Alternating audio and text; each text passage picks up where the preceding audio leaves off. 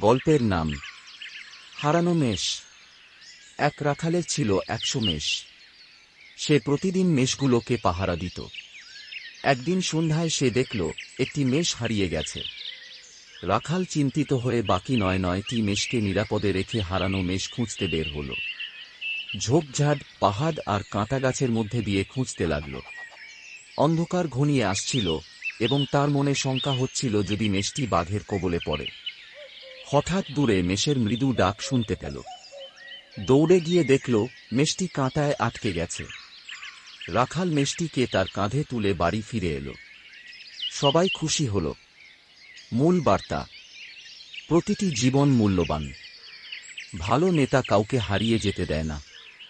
বাস্তব জীবনের উপদেশ: এই গল্পটি শেখায়, একজন সত্যিকারের নেতা বা অভিভাবক কখনো কাউকে অবহেলা করে না।